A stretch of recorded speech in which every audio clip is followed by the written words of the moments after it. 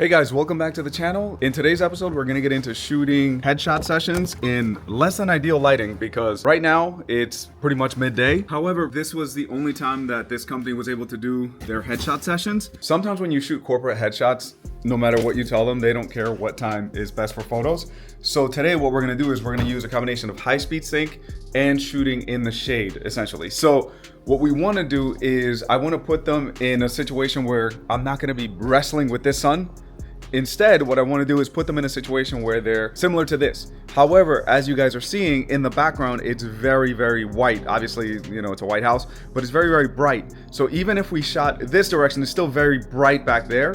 And the dynamic range on this is pretty good on this camera. You're not gonna be able to get everything. You don't wanna push the shadow so much in the foreground where it looks cartoonish. So instead of doing that, what we're gonna do is we're gonna set up a softbox in the front with an AD200, and then we're gonna shoot in high-speed sync. And why would we wanna shoot in high-speed sync? The reason for that is that instead of shooting at, let's say, f11 at 2/50th of a second in the middle of the day, we're gonna be shooting at f2.8 and probably, I don't know, 1/2000th of a second or something like that. So as you guys are seeing right now, these are the exact numbers that we ended up using. But what we're doing is we're using high-speed sync to go past the native sync speed on the camera, which is 2/50th of a second, and then bringing our aperture down to 2.8 so we can really get that nice shallow depth of field and be able to use a flash. Using a shallow depth of field is easy when you don't use flash because you're just using natural light, but then you're not going to be able to fill in the front if you need to get the catch light in the eyes to make it look a little bit cleaner, a little bit more professional. So for that reason, we're gonna use high-speed sync in a large modifier in order to bring our subject out of the background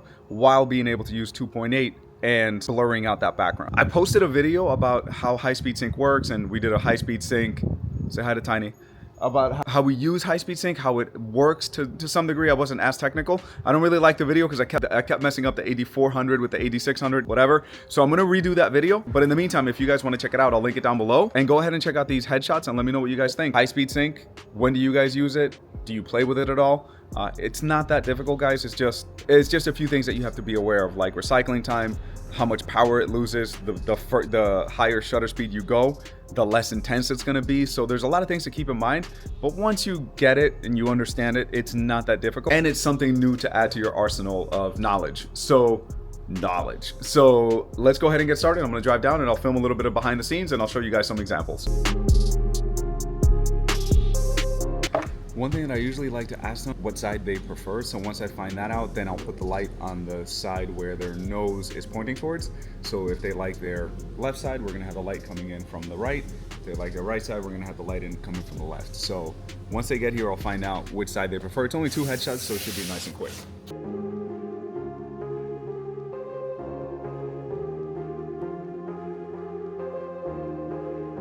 And sometimes I bring an assistant on these shoots, but today, since it's just 2 people, I mean, I can handle it myself.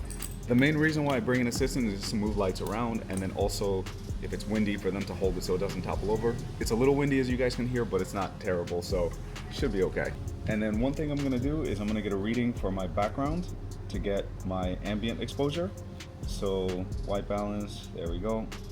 Again, I'm using high-speed sync. So I'm not worried about 2/50th of a second. I am going to use ISO 200 because I want the sensor to be somewhat sensitive. If you're at 100 or 50, it's really struggling to suck in any of the light from the softbox. So 200 ISO, and let's see, about 1/1000th of a second is going to be our number. So flash power is probably going to be like 1/4, I would imagine, something like that. But we're going to find out in a minute.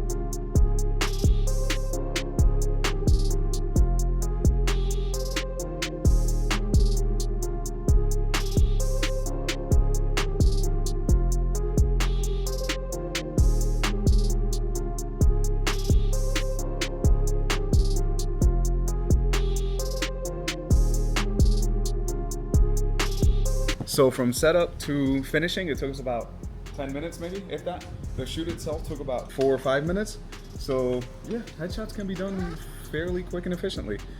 We didn't add the light from below, which we can, but in a situation like this, I feel like it works. It's not a beauty shoot, it's just nice headshots that they can use for their website. So you don't want to have this huge elaborate setup situation. For these purposes, nice big softbox, nice big light, high speed sync, that's all you need. So yeah, it was a very simple setup. AD200, Tamron 35 to 150, and a little softbox from Amazon today. So that's what we did, and now time to go home. It took longer to drive one direction than it did to shoot the thing. So headshots can be kept simple and easy.